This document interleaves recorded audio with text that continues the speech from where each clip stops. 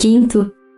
é sabido que o sânscrito, pai, não irmão, do grego e do latim, como se acredita, possui 7 vogais breves e outras tantas longas que passaram para suas línguas filiais, mas se perderam mais e mais, ou se consonantizaram. Assim, no grego permaneceram o omicron, breve ou pequeno, e o ômega, longo ou grande, o i, breve ou épsilon, e o h, longo ou eta, enquanto a, i e y, alfa, iota e upsilon, degeneraram, permanecendo como breves e longas ao mesmo tempo, embora com espírito diferente em alguns casos que em outros, auxiliando-se com os chamados ditongos, e se consonantizando como o i, iota, que passou a que si, xi, e até mesmo a x, gi. Além disso, da mesma forma que no sânscrito, as duas vogais ru e ru, breves e longas, passaram a semivogais p e a, ro e lambda, de onde derivam nosso r e nosso l, simples ou duplos. Com tudo isso, as 14 vogais sânscritas seguiram, mais ou menos encobertamente, diminuindo de um modo considerável o número de consoantes, que era de 34 naquela língua.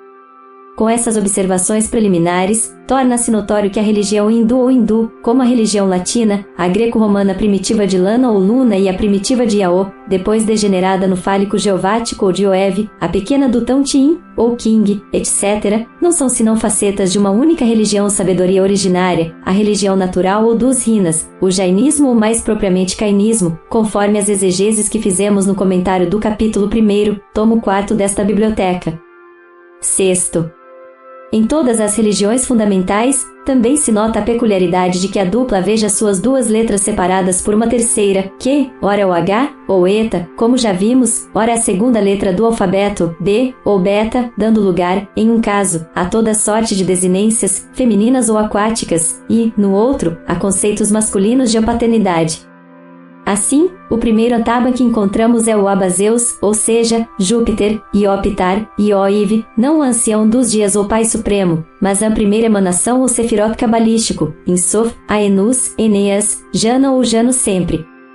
Como, por outro lado, esse Zeus, Zeruanas ou Zoroastro original é a fonte do número, todo instrumento primitivo de cálculo, ou aparelho matemático calcídico, se chamou, por seu augusto nome, Abazeus ou Abacus, o ábaco, sendo um dos mais simples destes a famosa tábua de Pitágoras para os produtos dos 9 primeiros dígitos.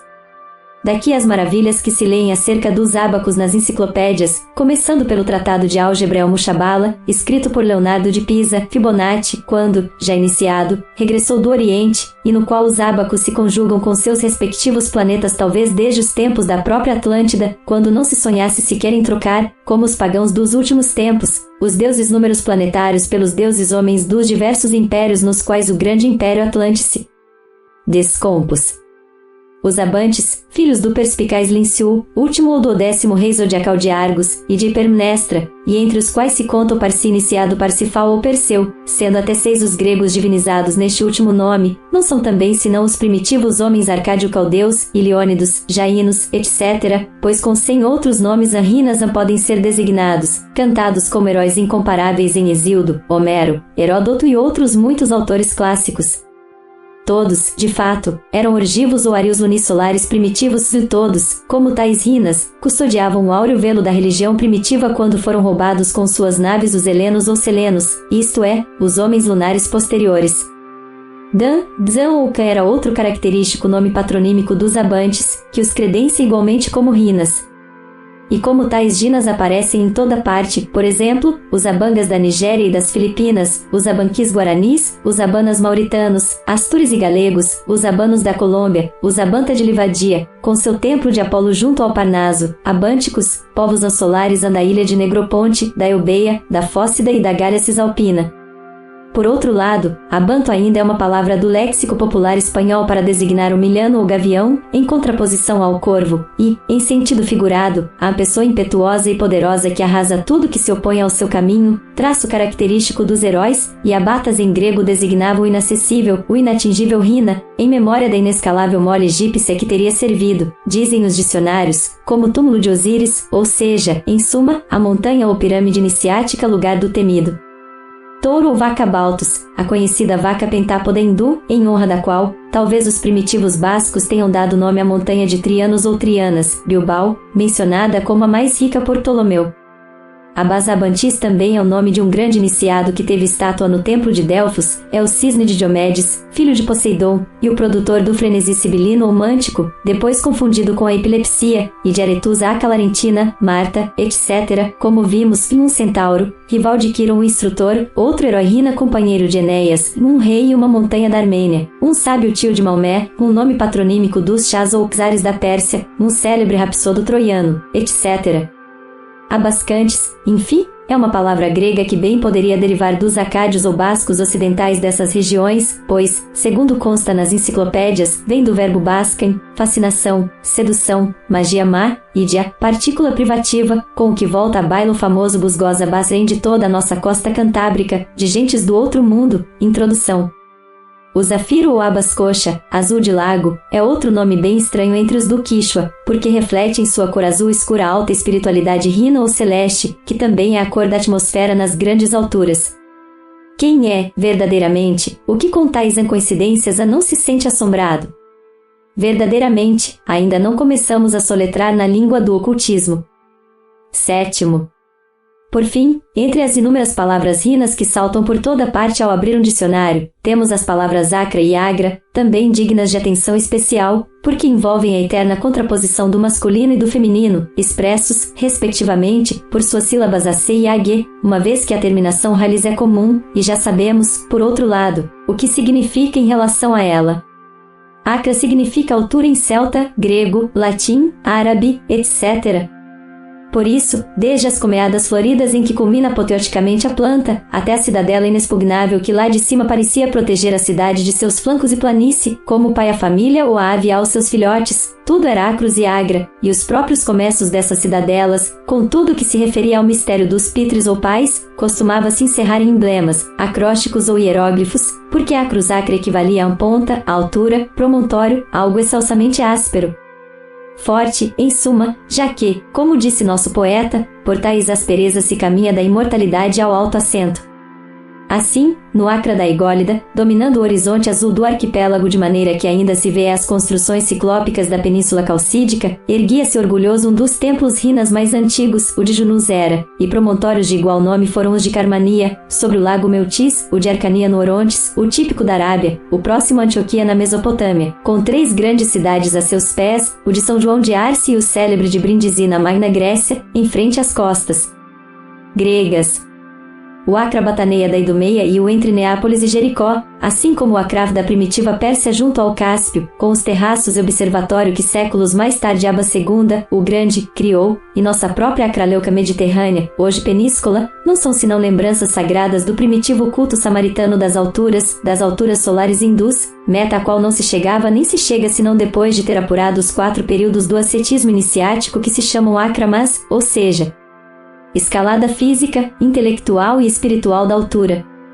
Por isso também, quando ao masculino acra se adiciona a sílaba Gea feminina, forma-se o nome de Acragas, que, se por um lado significa o nó ou ligação dos 2 princípios eternos da vida, por outro também designa aquele filho de Júpiter olímpico, o deus da altura, com Astérope, a bela Oceânida em cuja honra Acragas fundou a cidade lunisolar de Agrigento, com seu templo pelágico de Júpiter Polieus ou Polideus, cidade que se repete com suas correspondentes montanha e rio de igual nome na Lídia,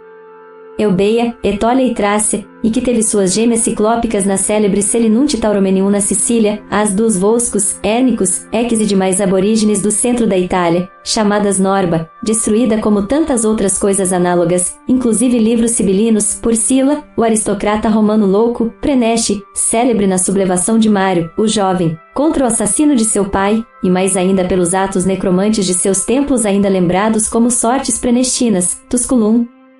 Fiesole, Signia, Alatri, Veios, Ferentino, Luni, Atina, Cártia, Arpino, etc., sem contar as de Tarragona, Numância, Eubierzo e tantas outras de nossa península, que tem em cada altura uma acrópole pelágica ou helênica, tanto que por elas, ou seja, por seus castelos, reconstruídos muitos séculos depois, na Idade Média, sobre as ruínas acropolitanas, teve de chamar-se Castela a região central da Espanha, rival da região hindu do Punjab, de onde, como indicamos em outro lugar, ver capítulo 4, são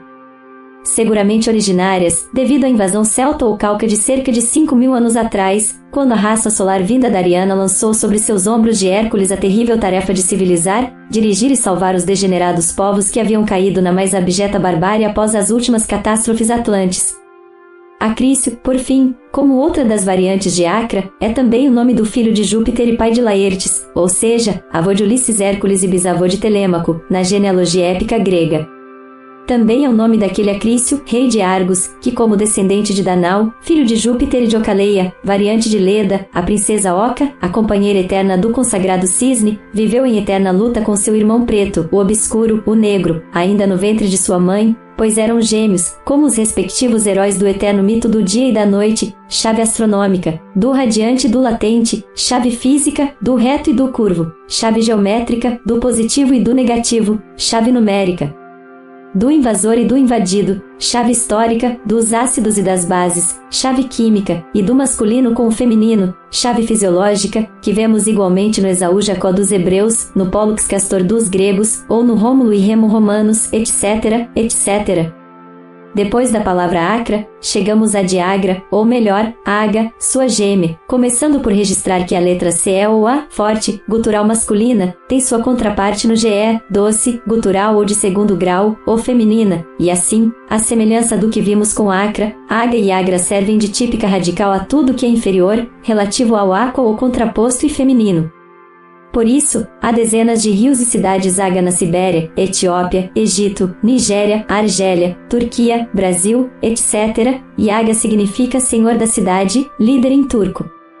Aga-Ásio ou Agaísios também foi o nome dos antigos etíopes brancos do Mar Vermelho e do Nilo, como filhos das águas primordiais, ou seguidores da doutrina Gama, que também é lida no segundo Pitaka do cânone sagrado budista.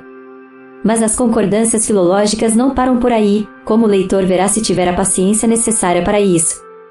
De fato, a Agaberta é a Ambis Melusina ou Urganda medieval, e Agadé ou Agadé é a Bis caldeia, que deu nome ao famoso arrabal de Sippar ou Sipara, a cidade dos estelas ou cipós, o cerâmico caldeu, por assim dizer, ao norte da Babilônia, consagrada a Vênus Anuni e a Soma ou Samas, a lua, dividida em duas partes, a Acrópole e a Eupolis, pelo canal Nahar, à semelhança de todas as cidades antigas, inclusive, como vimos, a própria cidade inca de Cusco, e por isso as enciclopédias nos dizem que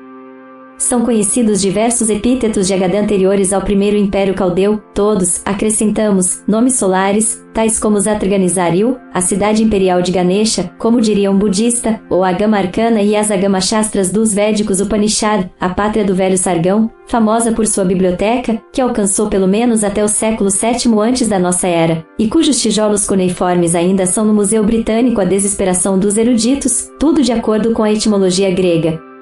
Diaganós, que significa o maravilhoso, mesmo quando é usado para designar aquela Celeste Galis, donzela de Corfu, cujas obras são citadas com louvor por Ateneu e Suidas, ou essa outra palavra também grega agalma ou agaló, tudo que pode agradar e maravilhar, desde o trípode ou o monólito daquele agalmatoi Apolônio nas proximidades de Mileto, até o próprio perfume do agáloco, a madeira de aloe queimada nos sagrados fogos das Vestais. Nota explicativa.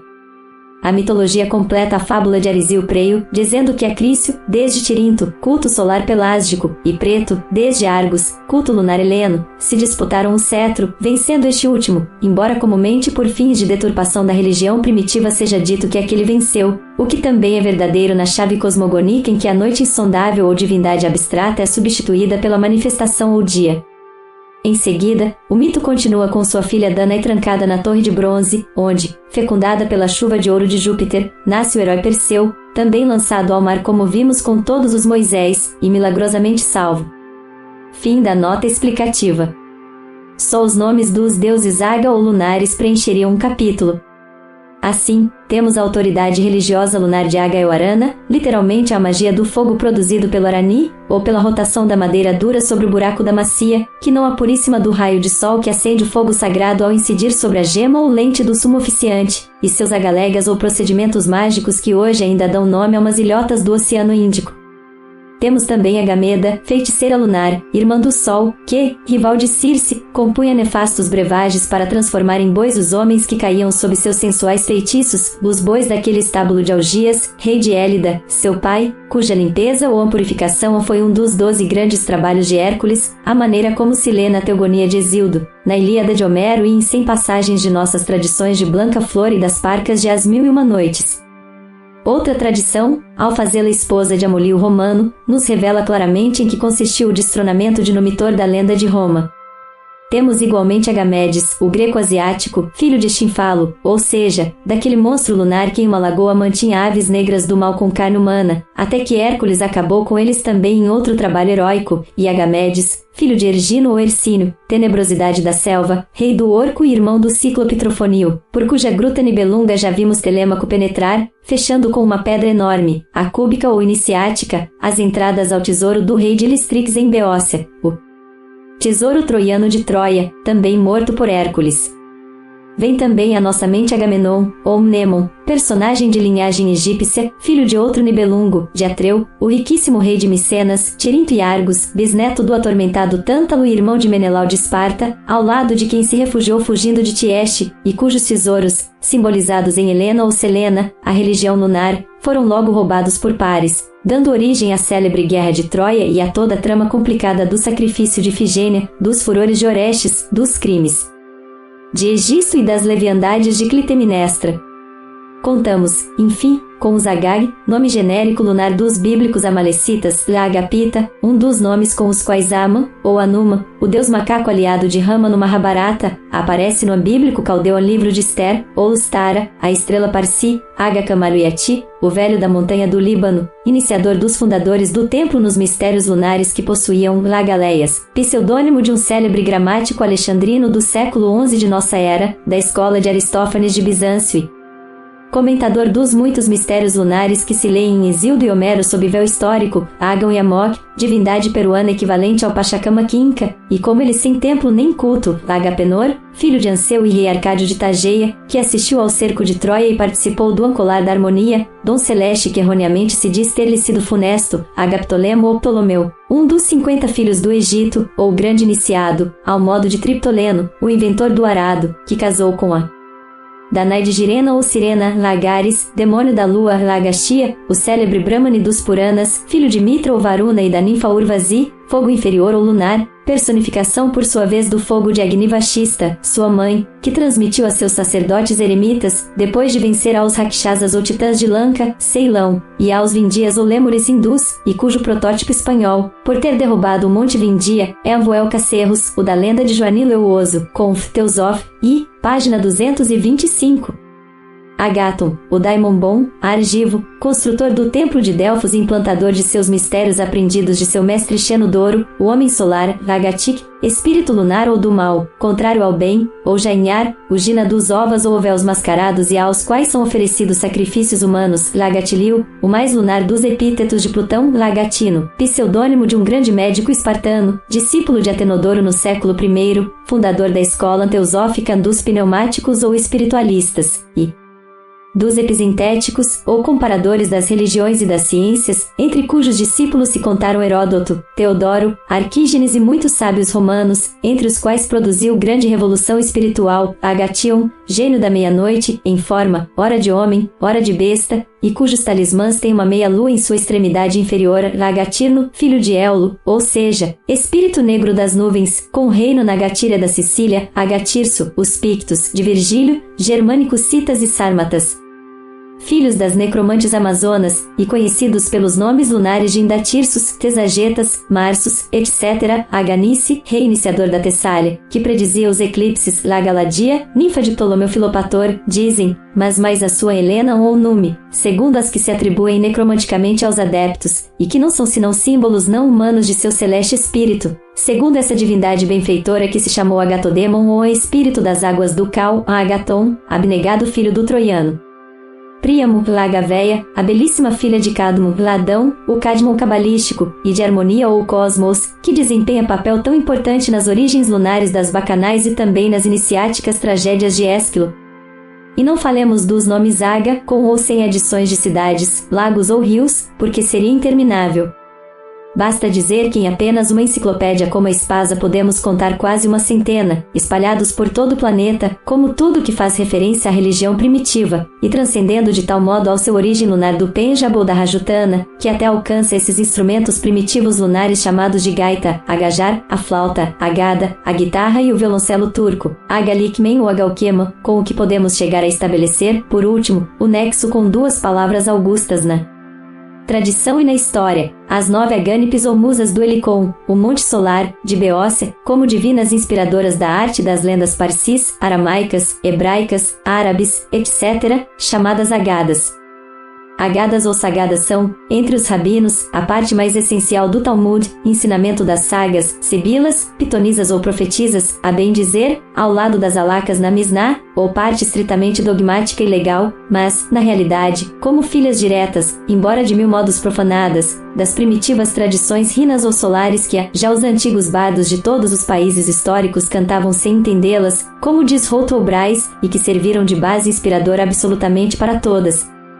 as obras-primas da história, Mahabharata, Ramayana, Ilíada, Eneida, Odisseia, o poema primitivo de Alcides, não o Cid de Afonso VI, mas Hércules, As Mil e Uma Noites, a Bíblia, o Talmud, o Corão, e, enfim, outras, como as de Dom Quixote, A Vida é um Sonho, etc., etc., não são senão obras eruditas deste e daquele gênio que nela se inspirou. Todo verdadeiro agadista, leia-se romancista no mais alto e puro sentido, tem que ser um efetivo taumaturgo ou um aspirante a tal, porque na Agada está a essência de toda poesia, de toda música, de todo teatro, de toda obra inspirada, enfim. Fim deste capítulo.